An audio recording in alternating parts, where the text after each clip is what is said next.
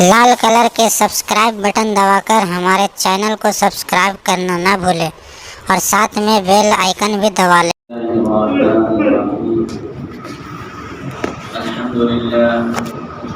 الحمد لله رب العالمين، الصلاة والسلام على سيد الأنبياء والمرسلين وعلى آله وأصحابه وأزواجه وذرياته وأهل بيته وطاعته والناس أجمعين. أما بعد، أعوذ بالله من الشيطان الرجيم. بسم الله الرحمن الرحيم. ربنا وابعث فيهم رسولا منهم يتلو عليهم آياته ويزكيهم ويعلمهم الكتاب والحكمة. وقال عز وجل: يرفع الله الذين آمنوا منكم والذين أوتوا العلم درجات والله بما تعملون خبير. صدق الله العظيم. قال النبي صلى الله عليه وسلم: انما انا بعثت معلما، او كما قال عليه الصلاة والسلام. بھائیو، دوستو، بزرگو، اللہ رب العزت نے انسانوں کی ہدایت اور اس کے رہنمائی کے لیے انبیاء علیہ السلام کا طویل سلسلہ دنیا کے اندر چلایا۔ سب سے آخر میں ہمارے اور آپ کے نبی، آقائے نامدار، تاجدار مدینہ، عبداللہ کے پیارے، آمنہ کے دلارے، خدیجہ کے دلبر، ہم سب کے رہبر، عائشہ کے سرتاج، مدینے کے تاجدار، شافی محشر، ساقی کوثر، امام النبیین، خاتم المرسلین، آقا مولا محمد رسول اللہ صلی اللہ علیہ وسلم کو دنیا کے اندر بھیجا۔ آپ جو کہ آخر نبی ہیں، اس لیے اللہ نے آپ کو جو شریعت عطا فرمایا وہ آخر شریعت عطا فرمایا کہ اب قیامت کے تک کوئی نیا دین، کوئی نئی شریعت نہیں آئے۔ لیکن میرے بھائی، دوست، بزرگوں، اس شریعت اور اس دین پہ عمل کرنے کے لیے جس چیز کی تاکید پیارے آقا صلی اللہ علیہ وسلم نے فرمایا ہے وہ ہے علم۔ چونکہ علم کے ہی ذریعے انسان شریعت کو سمجھ سکتا ہے، علم کے ذریعے ہی انسان غلط اور سچ کا پہچان کر سکتا ہے، علم کے ہی ذریعے انسان اچھے اور برے کی تمیز کر سکتا ہے، علم کے ذریعے ہی انسان اپنے محسن کو پہچان سکتا ہے، علم کے ہی ذریعے انسان اللہ کی معرفت حاصل کر سکتا ہے۔ کوئی سماج، کوئی ملک، کوئی معاشرہ بغیر علم کے کبھی بھی ترقی نہیں کر سکتی، اس لیے کہ علم کے بغیر انسانوں کے اندر نفرتیں پیدا ہوتی ہے، علم کے بغیر انسان حسد کی زندگی گزارتا ہے، علم کے بغیر انسان محبت کو عداوت سے بدل دیا کرتا ہے، علم کے ذریعے ہی انسان کو پرکھتا اور پہچانتا ہے۔ علم ایک ایسی دولت ہے جس کی مثال دنیا اس کے برابر میں کسی کو لا ہی نہیں سکتی۔ دنیا کے ہر مال و متاع کی حفاظت انسان کو کرنا پڑتا ہے اور اس کے بانٹنے سے وہ مال و متاع کم ہو جایا کرتا ہے، لیکن علم ایک ایسی دولت ہے کہ جس کے اندر وہ علم آ جائے تو وہ علم کی حفاظت کرنے کی اسے ضرورت نہیں پڑتی، یہ دولت اس صاحب علم کی خود حفاظت کیا کرتا ہے۔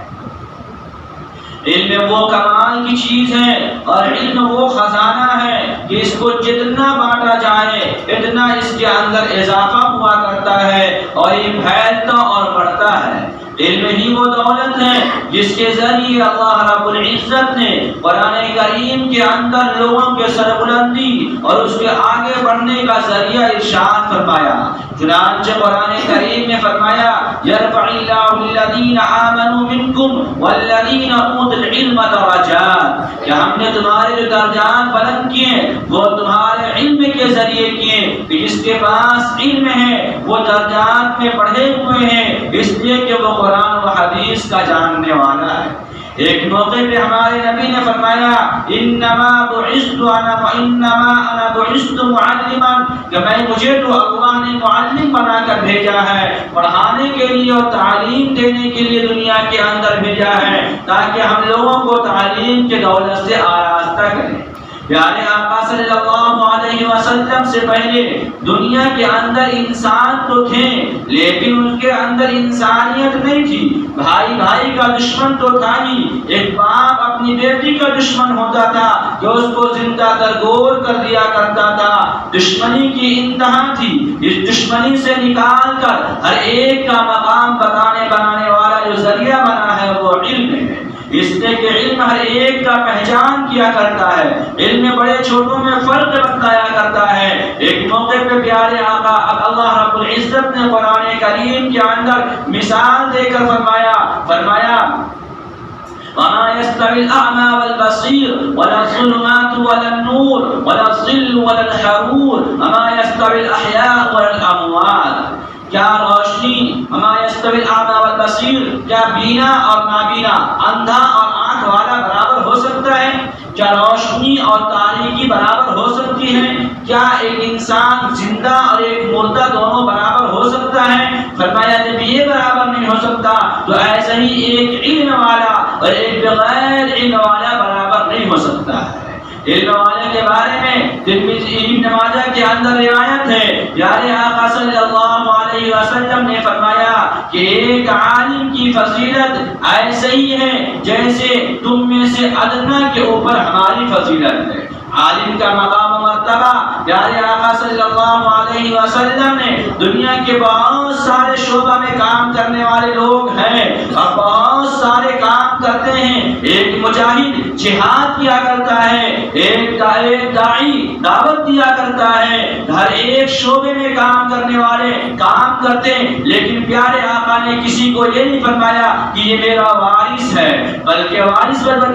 بولنے کی باری آئی اور جب وارث بنانے کی باری آئی تو آپ نے فرمایا العلماء ورثۃ الانبیاء، نبی کے وارث تو علماء ہوا کرتے ہیں، نبی کے وارث تو اہل علم ہوا کرتے ہیں، نبی کے وارث کے حقدار تو علم والے ہیں جو ان کے پاس وہ علم ہے جس علم کے ذریعے انسان اچھے اور برے کی تمیز کیا کرتا ہے۔ حضرت ابراہیم علیہ السلام اور حضرت اسماعیل علیہ السلام نے جب کعبۃ اللہ کی تعمیر مکمل کر دی اور اعلان کر دیا تو اللہ رب العزت نے کہا اے ابراہیم اب تو گھر مکمل ہو گیا، اب تو میرے خزانے سے کوئی چیز مانگ لے، میرے خزانے سے کوئی انوکھا سوال کر لے۔ حضرت ابراہیم علیہ السلام نے اپنے دامن کو پھیلایا اور کہا ربنا وابعث فيهم رسولا منهم يتلو عليهم آياته ويزكيهم ويعلمهم الكتاب والحكمة۔ اے اللہ میری ذریت میں سے ایک ایسا رسول مبعوث فرما، ایک ایسا نبی بھیج یتلو علیہم آیاتہ جو قرآن کریم کی تلاوت کرے، کتاب اللہ کو پڑھے اور لوگوں کے نفسوں کی تزکیہ کرے، ویعلمهم الکتاب اور ان کو کتاب سکھائے۔ گویا کہ کعبۃ اللہ کی تعمیر کے بعد رب کائنات کے خزانے سے خلیل اللہ ابراہیم نے ذبیح اللہ کے آمین کے ساتھ جو مانگا اور جو مرادیں مانگی اور جو فریاد کیا وہ ایک معلم انسانیت کی فریاد کی جو لوگوں کو تعلیم سے آراستہ کر سکے، جو لوگوں کو تعلیم کے زیور سے آراستہ کر سکے۔ آج دنیا کے اندر چاہے پورا معاشرہ لیا جائے، چاہے پورا ملک دیکھا جائے یا اپنی چھوٹی سی بستی دیکھی جائے تو پتہ یہ چلے گا کہ آپس میں نا اتفاقیاں، آپس میں دوریاں، آپس میں نفرتیں، آپس میں عداوتیں، ایک کو دوسرے سے لڑوا دینا، ایک کو دوسرے سے جھگڑے کروا دینا، ایک کے دوسرے کے اندر فتنے پیدا کروا دینا، ان سب کی وجوہات اگر کوئی ہے تو وہ علم کی کمی کہ علم نہ ہونے کی وجہ سے جو بات سمجھا دیتا ہے وہ ہم مان لیتے اور سمجھ لیتے ہیں، اس لیے کہ ہمارے پاس علم کی کسوٹی نہیں ہے جس سے ہم پرکھ سکیں یہ سمجھانے والا صحیح سمجھا رہا ہے، یہ سمجھانے والا مجھے بھڑکا رہا ہے، یہ سمجھانے والا اپنے مفاد کے لیے ہم کو استعمال کر رہا یا سمجھانے والا ہمارا خیر خواہ ہے، یہ ہم سمجھ نہیں پاتے۔ کیوں؟ اس لیے کہ جو کسوٹی تھی، جو معیار تھا، جو پرکھنے کا آلہ تھا؟ وہ علم تھا، ہم نے علم کو چھوڑ دیا۔ بھلا اسلام کا ماننے والی قوم جن کی تعلیم اور جن کی تربیت کے لیے آقا انعامدار نے ایسے کشمہ پرسی کی حالت میں کہ پیٹ پہ پتھرے بن رہے ہیں، ایسے کشمہ پرسی کی حالت میں کہ پتھروں کی بارش ہو رہی، ایسے کشمہ پرسی کی حالت میں کہ آج اسلام پہچانا نہیں گیا ہے، ایسے میں بھی اگر سب سے پہلا کام مسجد نبوی کے بعد مدینہ منورہ میں کوئی کیا تو وہ مدرسے کا قیام عمل میں آیا، جس کو ہم اور آپ صفہ کے نام سے جانتے ہیں۔ یہ صفہ کیا تھا؟ یہ تعلیم گاہ تھا۔ یہ صفہ کیا تھا؟ یہ تربیت گاہ تھا۔ یہ صفہ کیا تھا؟ یہ مدرسے میں رہنے والے طلبہ تھے جو قرآن کو سیکھتے تھے۔ اسی صفہ کے پڑھنے والے حضرت ابو ہریرہ تھے، اسی صفہ کے پڑھنے والے ابی بن کعب تھے، اسی صفہ کے پڑھنے والے عبداللہ عبید اللہ ابن جراح تھے، اسی صفہ کے پڑھنے والے بہت سارے طالب علم تھے۔ معلم انسانیت پیارے آقا صلی اللہ علیہ وسلم ان کو تعلیم سے آراستہ کرتے۔ اور جب یہ میدان وسیع ہوتا چلا گیا، علم بڑھتا چلا گیا، یمن اور دوسرے ممالک کے گورنر بنتے چلے گئے، لوگ وہاں جا کر اپنے عہدے کو سنبھالتے رہے۔ تاریخ اس بات کی شاہد ہے کہ پیارے آقا صلی اللہ علیہ وسلم نے ان منصب پہ بیٹھنے والوں کو خط لکھا اور یہ پیغام دیا کہ تم اپنے منصب پہ ہوتے ہوئے سب سے پہلا کام یہ کرو کہ کوئی تعلیم گاہ قائم کرو تاکہ لوگ تعلیم سے آراستہ ہو کر اپنے رب کو پہچان سکیں۔ اس لیے آپ جب تعلیم کا مطالعہ کریں گے، تاریخ ابن خلدون جب پڑھیں گے تو آپ کو پتہ چلے گا کہ یمن کے گورنر کو اللہ کے رسول نے خط بھیجا اور کہا تم سب سے پہلے اپنے یہاں تعلیمی ادارے قائم کرو۔ کہ مسلمان تعلیم سے آراستہ نہ ہو، تعلیم اس کے پاس نہ ہو، آج ہمارے سب سے افسوس کی بات ہے جو تعلیم یافتہ قومیں سمجھی جاتی تھی اور جن کی شریعت میں دنیا کے اندر جتنے مذاہب ہیں، جتنے ادیان ہیں، جتنے فرقے باطلہ ہیں، کہیں بھی تعلیم پہ اس قدر زور نہیں دیا گیا ہے جتنا کہ تعلیم پہ زور مذہب اسلام نے دیا ہے۔ لیکن افسوس پر افسوس کہ جس کے مذہب تعلیم پہ اتنا زور دے، آج اسی مذہب کے ماننے والوں کا پہچان جہالت سے ہے۔ اسی مذہب کے ماننے والے لوگ زیادہ جاہل پائے جاتے ہیں، انہی کے یہاں تعلیم کی اہمیت نہ رہی۔ آج ہم اپنے پیٹ پالنے کی کوششیں تو کرتے ہیں، دو پیسے آ جائیں ان کے لیے اپنے معصوم کلیوں کے جذبات کو ٹھیس پہنچا کر اور تعلیم سے کاٹ کر اس کو دو روٹی کی فکر میں ڈال کر کاروبار میں تو لگا دیتے ہیں، لیکن ایک اچھا معاشرہ بنانے کے لیے، ایک اچھی سوسائٹی بنانے کے لیے، ایک اپنے علم اپنے رب کو پہچاننے کے راستے ہموار کرنے کے لیے اپنی اولادوں کو تعلیم سے آراستہ نہیں کرتے۔ اللہ رب العزت نے فرمایا وہ لوگ جو جاننے والے ہیں، جو نہ جاننے والے ہیں، قل هل يستوي الذين يعلمون والذين لا يعلمون، کیا جاننے والے اور نہ جاننے والے برابر ہو سکتے ہیں؟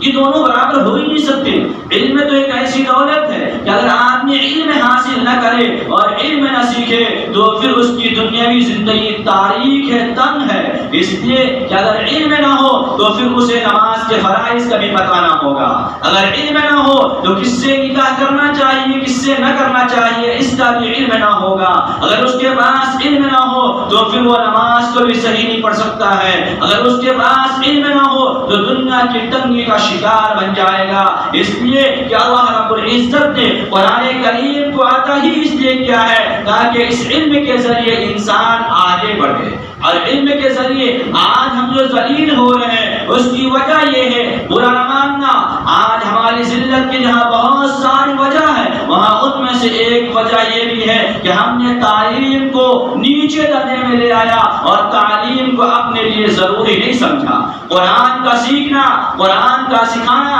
یہ ہم نے اپنے لیے ضروری نہیں سمجھا۔ یہ قرآن وہ کتاب ہے جس کی حفاظت کی ذمہ داری رب کائنات نے لے لی ہے، تو اگر آدمی خود حفاظت اپنا چاہتا ہے تو وہ قرآن سے جڑ جائے، کیونکہ قرآن کی حفاظت تو رب کرے گا تو اس کی حفاظت بھی کرے گا جو قرآن والا ہوگا، اس کی بھی حفاظت رب کائنات کی ذمہ داری میں ہو جائے گی جو قرآن سے جڑ جائے گا۔ اگر قرآن سے روگردانی کرے، میں نہیں کہہ رہا، اللہ رب العزت قرآن کریم میں فرمایا وَمَنْ أَعْرَضَ عَنْ ذِكْرِي فَإِنَّ لَهُ مَعِيشَةً ضَنْكًا، جو لوگ قرآن سے اعراض کریں گے، اہل قرآن سے اعراض کریں گے، علم والے سے اعراض کریں گے، قرآن کے سیکھنے کو بکواس سمجھیں گے، قرآن کی تعلیم کو ٹائم پاس سمجھیں گے، یا قرآن کی جگہ پہ کسی اور کام کو پڑھنے اور پڑھانے سے بہتر کسی اور چیز کو سمجھیں گے، تو فرمایا ومن اعرض عن ذکری فإن له معیشۃ ضنکا، اس کی دنیاوی زندگی تنگ ہو جائے گی، مصیبت میں گرفتار ہو جائے گا، تنگی کا شکار ہو جائے گا، پریشانیاں اس کے سامنے نظر آئے گی، وہ پریشانیوں میں الجھا ہوا ہوگا۔ ومن اعرض عن ذکری فإن له معیشۃ ضنکا، اس کی زندگی، اللہ یہ کہہ رہا ہم اس کی زندگی کو تنگ کر دیں گے، اس کو مصیبت میں ڈال دیں گے، جس کے بارے میں اللہ یہ کہے کہ ہم ایسا کر دیں گے اس کو، تو پھر اس کو کیا کوئی روک سکتا ہے؟ کیا اس سے کوئی الگ کر سکتا ہے؟ تو اللہ نے فرمایا جو قرآن سے اعراض کرے، علم قرآن کو معمولی یا گھٹیا سمجھے، یا علم قرآن کے بارے میں اس سے بہتر کسی اور چیز کو سمجھے، تو فرمایا ہم اس کی زندگی کو تنگ کر دیں گے، پریشانیوں میں گرفتار کر دیں گے، تنگی اس کے مقدر میں لکھ دیں گے، اس لیے کہ اس نے میرے پاکیزہ کتاب قرآن کریم جیسے علم کو کم تر سمجھا۔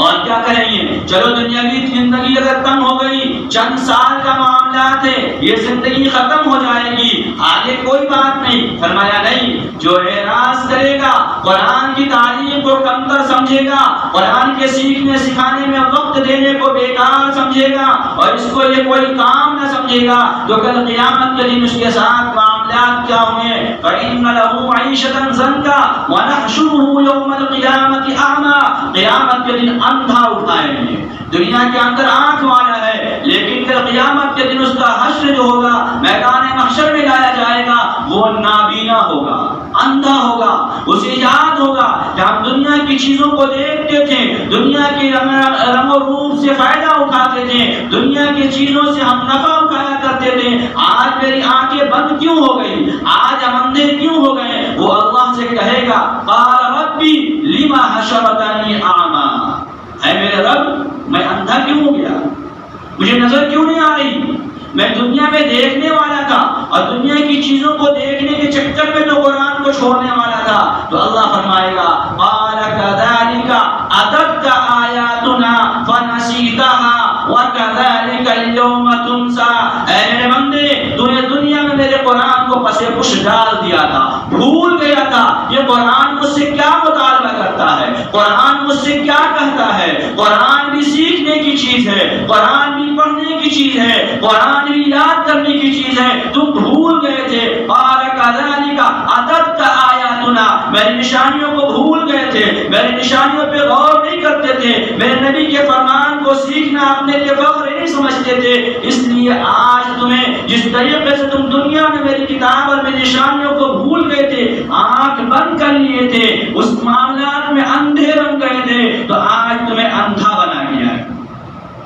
قال كذلك أتتك آياتنا فنسيتها وكذلك اليوم تنسى، تم اسے بھول گئے تھے، اسی طرح آج تمہیں بھلا دیا گیا کہ تم نعمتوں کو نہ دیکھ سکو، تم رب کی دیدار نہ کر سکو، تم جنت کی نعمت سے لطف اندوز نہ ہو سکو، تم جنت کی نابالا خانوں پہ نہ جا سکو۔ یہ قرآن کریم وہ کتاب ہے کہ ایک مرتبہ ہمارے اور آپ کے نبی شہنشاہ کون و مکان محمد رسول اللہ صلی اللہ علیہ وسلم اپنے حجرہ شریف سے مسجد نبوی میں تشریف لاتے ہیں، تو آپ نے دیکھا ایک جماعت، ایک گروہ ہے جو قرآن کریم کو پڑھ رہی ہے، دعائیں کر رہی ہے، اللہ کے سامنے مناجات میں لگی ہوئی ہے۔ ایک جماعت کو دیکھا جو قرآن کریم آپس میں سیکھنا سکھانا کر رہی ہے۔ پیارے آقا نے ان سے پوچھا کیا کر رہے ہو؟ اس نے کہا ہم اللہ سے فریاد کر رہے ہیں، اللہ کے سامنے مناجات کر رہے ہیں، اللہ کے سامنے اپنے درد کو بیان کر رہے ہیں۔ اللہ کے رسول نے فرمایا اللہ ان کی دعا کو قبول کر لے۔ اور پھر جب آپ وہاں پہ گئے تو پوچھے تم کیا کر رہے ہو؟ کہ یا رسول اللہ صلی اللہ علیہ وسلم نازل ہونے والی کتاب کو ہم یاد کر رہے ہیں، ہم آپس میں پڑھ رہے ہیں، ہم دوسرے کو پڑھا رہے ہیں۔ اللہ کے رسول وہاں بیٹھ جاتے ہیں اور فرماتے ہیں ہاں میں تو پڑھانے والا ہی بنا کر بھیجا گیا ہوں، اور آپ نے وہاں بیٹھنا خود کو پسند فرمایا جہاں قرآن سکھایا جاتا ہے۔ تو گویا کہ قرآن والوں کی مجلس پیارے آقا کی مجلس ہے، قرآن کے سیکھنے والا کو پیارے آقا کا نائب ہے، قرآن کا سکھانے والا پیارے آقا کا نائب ہے۔ تو پھر ہم کیا نہیں چاہتے کہ ہماری اولادیں بھی پیارے آقا کا نائب بنے؟ کیا ہم نہیں چاہتے کہ ہماری اولادیں بھی صاحب قرآن ہو، ہماری اولادیں بھی قرآن سیکھے؟ دنیا، ساری دنیا عالی جھوپڑیوں کو، ان چارٹ میں بیٹھنے والے غربا، یتیم، مسکین بچوں کی اہمیت کو، ان کے ادارے کی اہمیت کو سمجھ رہے ہیں کہ آج جتنی باطل طاقتیں ہیں، جتنی باطل قوتیں ہیں، جن کے پاس جو پاور ہے، وہ اپنے پاور کا استعمال مدارس اسلامیہ پہ کرتے ہیں، وہ اپنے پاور کا استعمال مدارس پہ کرتے ہیں، اپنے ساری طاقتوں کا استعمال ان معصوم کلیوں پہ کرتے ہیں جو قرآن کے سیکھنے والے ہیں، ان کے صبروں پہ رکاوٹ کرتے ہیں، ان کے اوپر چھاپا بندی کرتے ہیں، اور نہ معلوم کیا کرتے ہیں۔ آج ہم جس دیش اور اس ملک میں رہ رہے ہیں، اس ملک کے حالات تو یہ ہے کہ مدارس اسلامیہ پہ اب چھاپا ماری نہیں، اب مدارس اسلامیہ پہ نوٹس نہیں، بلکہ اب تو مدارس اسلامیہ کو ڈھانے کے مکمل سازشیں، بلکہ عملی جامہ پہنایا جا رہا۔ ایسے موقع پہ دل کے کان سے سننا، نوٹ کر کے لے جانا، ایسے موقع پہ ضرورت ہے، امت کے تقاضے ہیں، انسانیت کا درد یہ ہے کہ ہر بستی اور محلے اور ہر علاقے میں مدارس قائم کیے جائیں اور قرآن کے سیکھنے سکھانے کا نظام بنایا جائے۔ کہ اگر تم بڑے بڑے مدرسے کو اٹھا سکتے ہو تو اٹھا دو، لیکن ہمارا گھر میں 4 کمرے ہیں، تو ایک کمرہ تو قرآن و حدیث کے سکھانے کے لیے ہے، ہر گھر مکتب ہو جائے، ہر گھر مدرسہ ہو جائے۔ اب ضرورت ہے کہ اس کی فکر کی جائے۔ اب ضرورت اس بات کی ہے کہ محلے اور شہر اور بستی میں کوئی ادارہ اگر چلنے والا ہے تو ہم اپنے معصوم بچوں کو ابتدائی تعلیم دلانے کے بعد ان مدرسوں کے حوالے کرو اور کہو آپ آگے بڑھیں اور ہمیں اچھے ادارے قائم کر کے ان کو بہترین عالم بننے کے راستے پیدا کریں۔ آپ کا کام پڑھانا ہے، تعاون کرنا میرا کام ہے۔ ہم اس میں سستی برت رہے ہیں، اللہ کا شکر ہے بعض لوگ اس میں بہت آگے ہیں، مسلمان نہیں۔ ابھی ہم نے دیکھا آپ کے علاقے ریل پائے کے اندر وہ بستی، جس بستی کے اندر لوگوں کے ذہنیت میں یہ بات تھی، ہم بھی جانتے تھے، آپ بھی جانتے تھے کہ وہاں تو کچرا چننے والے زیادہ بچے رہتے ہیں، وہاں چھوٹے چھوٹے بچے نشہ کرتے ہیں، چھوٹے چھوٹے بچے غلط کام میں لگے ہوئے ہیں۔ ابھی ان بستیوں میں لوگ گھر گھر جا رہے ہیں، گھنٹی بجا رہے ہیں اور کہہ رہے ہیں مجھے ایک بچہ اپنے حوالے کرو۔ شیر تالاب میں ایک مدرسہ قائم ہوا، دوسرے لوگوں نے، مسلمان ہیں، انہوں نے قائم کیا، مسلک چاہے کچھ بھی ہو، کام اچھا کرنا ہے، قائم کیا، کرائے کا مکان لیا، اچھے مہنگے کرائے میں ایک مکان لیا۔ میں نے پوچھا، میں خود بات کیا، میں نے پوچھا کہ بھئی آپ جو یہاں مدرسے کر رہے ہو، معلم لا رہے ہو اور پھر ماشاءاللہ تنخواہیں بھی بڑی اچھی دے رہے ہیں، آپ کے پاس بچے کہاں سے آئیں گے؟ کہ بچے تو وہاں سے آئیں گے جہاں سے لوگ امیدیں چھوڑ چکے ہیں، ہم تو ان کے گھر جائیں گے، دروازہ پیٹیں گے، بچے مانگیں گے کہ بچے آپ ہمیں دو، کپڑا بھی ہم دیں گے، سب کچھ ہم دیں گے۔ اور ابھی اس وقت قائم کیے ہوئے چند مہینے ہوئے 100 کے قریب بچے وہاں پہنچے، اور وہ بچے کہاں کے ہیں؟ میں نام بھی بتا دوں، گلزار بستی، بابو تالاب، خان پٹی، بس یہی ہے۔ ابھی آپ ان بچوں کو دیکھیے گا تو آپ کو دیکھ کے لگے گا کہ یہ بچہ وہی ہے جو کچرا لے کر بولا جاتا تھا، یہ دوسرا ہے، سر پہ پگڑی ہے، سفید کرتا پجامہ ہے، لگ رہا دیکھنے میں کہ ہاں واقعی تو وہ کام کر رہے ہیں۔ ہم تو خالی لفاظی کرنے والے ہیں، برا مت ماننا، وہ کام کر رہے ہیں اور کام کر کے ہمارے سوچ سے باہر کام کر رہے ہیں، جو سوچ ہم نے نہیں رکھا اس اعتبار سے وہ کام کر رہے ہیں۔ ان بچوں کو لایا گیا جن کا کام کا نشہ کرنا، ڈرگن ڈالنا، جن کا کام کا کچرا اٹھانا، جن کا کام کا گولی، جا کر دیکھ لو، کوئی دور بدیش کا بات میں نہیں کر رہا ہوں، ٹہلتے ہوئے چلے جائیے، جا کر دیکھ لیجیے، آپ کے شہر میں ہے۔ اور چند مہینے میں اتنا آگے، ہر ایک بچہ کو پکڑ کر لا دے، گارجن سے گزارش، ہم کہتے ہیں نہیں بچے غلط ہے، ماحول ہم نے سدھارنے کی کوشش ہی نہیں کی، بچوں کو لا کر وہ تعلیم دے رہے ہیں، آپ فکر مت کیجیے۔ تو یہ فکر کرنے یہ سب، چونکہ یہ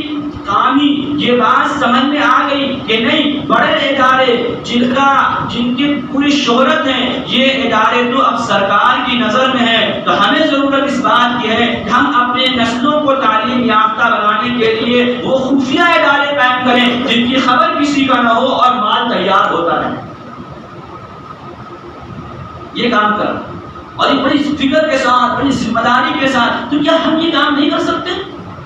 ایسا تو نہیں ہے کہ ہمارے پاس وسعت نہیں ہے، یا اللہ نے مال نہیں دیا ہے، یا اللہ نے اولاد نہیں دیا ہے۔ یہ اولاد بہت بڑی نعمت ہے جن کو ہم ضائع کر دیتے ہیں۔ آج کل روتے ہیں، جب بڑھاپا میں بچہ لاکھ مارتا ہے تو روتے ہیں، بچہ بڑا نااہل ہو گیا، نااہل ہو گیا۔ ہم نے نااہل اس کو بنایا کہ اس کے جب حق تھا پڑھنے کا، جب اس کا حق تھا تعلیم کا، تو ہم نے اسے سکھایا باپ کا آمدنی کا میں بیٹا ذرا ہڈی چھوڑ کے لا کر بیچ دے تو 4-10 روپے ہو جائے گا۔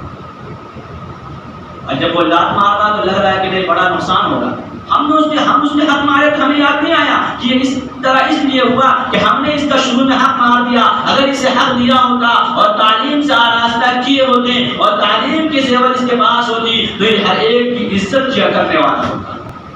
جس کے حقوق کو پہچاننے والا ہوتا۔ ہماری ذمہ داری ہے کہ ہم اپنے علاقے، معاشرے، سماج کا اوپر چکر کاٹے دیکھیں، نسلیں دوڑائیں، اور ان بچوں کو جو بچے کسی چائے خانے میں کام کر رہے ہیں، آپ دیکھیے چاہے وہ غیر مسلموں کے ہوٹل میں جائیے، چاہے مرواڑی کے ہوٹل میں جائیے،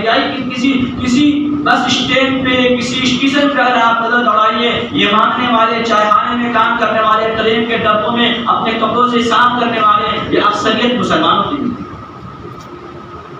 کیوں؟ اس لیے کہ ہم نے ان کی تعلیم کی فکر نہیں کی،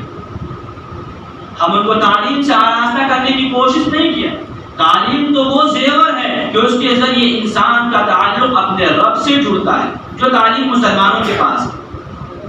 جو تعلیم مسلمانوں کے پاس ہے، یعنی قرآن و حدیث، اس سے تو انسان کا تعلق رب سے جڑتا ہے، رب کا پہچان ہوتا ہے۔ اور اگر تعلیم کے بغیر وہ اپنے تعلقات رب سے قائم کرنے کی کوشش کر کے کر بھی لے، کچھ اعمال کرنے بھی لگے، تو اگر باطل طاقتیں کچھ اس کے دل میں وسوسہ پیدا کر دے، حضور کے بارے میں کچھ سوالات کر دے، تو وہ پھر کنفیوژن میں پڑ کر اپنے مذہب سے بیزار ہو گیا۔ آج مسلمان، برا نہ ماننا، مسلمان بچے جو کالج، یونیورسٹی، اسکولوں میں پڑھ رہے ہیں، اگر اس کا دو دوست غیر مسلم مل جائے اور ملنے کے بعد یہ سوال کرے کہ تو ایسے نبی کا مانتا ہے کہ تیرے نبی تو اتنی شادیاں کی، اب وہ کچھ کنفیوژن میں پڑ جاتا ہے، کہاں بھائی یہ بڑا عجیب بات ہے۔ اب وہ اپنے مذہب میں تردد میں پڑ جاتا ہے، کیوں؟ اس لیے کہ اس کے پاس علم نہیں، وہ خود کنفیوژن میں ہو گیا۔ کسی جنگ کے بارے میں اگر اس کے سامنے کہہ دیتا تو یہ سوچنے میں مجبور ہو جاتا کہ نہیں رحمت للعالمین تھی اور ایسے کیا کرتے تھے، اب وہ کنفیوژن میں پڑ گیا۔ اور میں ایسی ہوائی فائرنگ نہیں کر رہا ہوں، میں بہت سارے اسکول کے، کالج کے بچوں کو قریب کر کے ان سے میں خود مسلمان، ایک ہندو جو سے سوال کرے اس سے میں نے خود سوال کر کے اس کا امپریشن دیکھا چہرے کا کہ اب اس کا انداز کیا ہے، تو پتہ یہ چلا کہ اگر 2-4 بار اس کو کوئی بھڑکائے تو ہو سکتا ہے یہ اپنے مذہب کو ہی چھوڑ دے، کیونکہ اس کے پاس تعلیم نہیں۔ ہم اپنے بچوں کو وہ تعلیم کیوں نہیں دلوانا چاہتے جس سے ہمارے بعد ہمارا گھر کے اندر، ہمارے معاشرے اور سماج کے اندر اسلام باقی رہے، مسلمان باقی رہے۔ اور پیارے آقا صلی اللہ علیہ وسلم نے تعلیم کی کتنی اہمیت دی کہ دیکھو جنگ بدر کے اندر جو قیدی قید ہوئے ہیں، پیارے آقا نے کیا فرمایا، اس میں جو پڑھے لکھے ہیں وہ جاہل 10 لوگوں کو تعلیم دے دے، اس کو چھوڑ دیا جائے گا، اس سے کچھ لیا نہیں جائے گا۔ کیوں؟ تعلیم کی اہمیت بتانی ہے کہ تم تعلیم حاصل کرو، علم حاصل کرو، قرآن کو سیکھو، مسائل کو سمجھو، احادیث کو پڑھو، اپنی اولادوں کو علم دین کے راستے پہ لگاؤ۔ جب اس کے اندر علم ہوگا، اس کا تعلق اللہ سے ہوگا۔ جب اس کے اندر علم ہوگا، یہ بڑوں کی تمیز کرے گا، عزت کرے گا۔ جب اس کے اندر علم ہوگا، اس کے نظروں میں علماء کا مقام ہوگا۔ جب اس کے اندر علم ہوگا، یہ مساجد کی آباد کرنے کا فکر کرے گا۔ اس لیے میرے بھائیوں، دوستوں، بزرگوں، اپنی اولادوں کی فکر کر کے اسے علم دین سے روشناس کراؤ۔ آج بڑے ادارے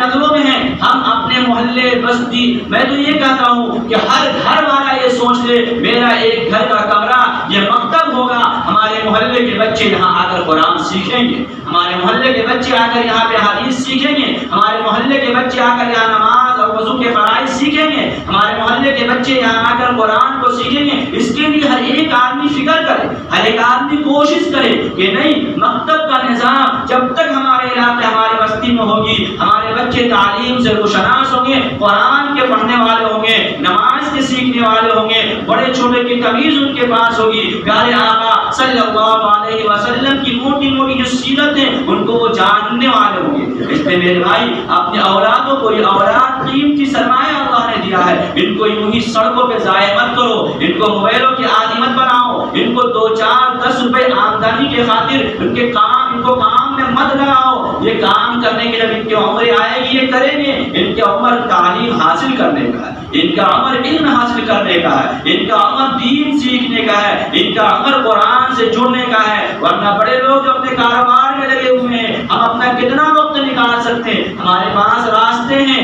مسجد میں اس کے نظام ہے، لیکن ہم اپنے اوقات نہیں دے پاتے۔ تو ہم اپنے اولادوں کے بارے میں کم سے کم سوچیں کہ ہماری اولاد، ہماری نسلیں ضائع نہ ہو، ہمارے نسلیں برباد نہ ہو۔ اس لیے کہ اگر ہم اس کو تعلیم نہ دلائیں گے اور ابھی سے اس کو پیسے کی عادی لگا دیں گے اور عادت بنا دیں گے تو پھر وہ غلط کاموں کو بھی کرے گا اور مستقبل اس کے برباد ہو جائیں گے۔ اس لیے میرے بھائی اور دوست بزرگوں، یہ ان کا حق ہے کہ ان کو تعلیم سے آراستہ کیا جائے، انہیں دین تعلیم دلوائی جائے تاکہ وہ ہر ایک کے مقام و مرتبہ کو سمجھ سکے۔ آج معاشرہ جو خراب ہے، بچے بدتمیزی بڑوں کے ساتھ کرتے ہیں، بچے بدتمیزی علماء کے ساتھ کرتے ہیں، بچے دوستوں کے ساتھ جو ہے اپنی زبان کا غلط استعمال کرتے ہیں۔ ان سب کا وجوہات کہ ہم نے اپنے بچوں کو کسی کا مقام و مرتبہ نہیں بتایا، اس کو تعلیم سے روشناس ہی نہیں کیا، اس کو تعلیم کو سکھایا ہی نہیں تاکہ وہ کسی کو سمجھ سکے اور کسی کے مرتبہ مقام کو پہچان سکے۔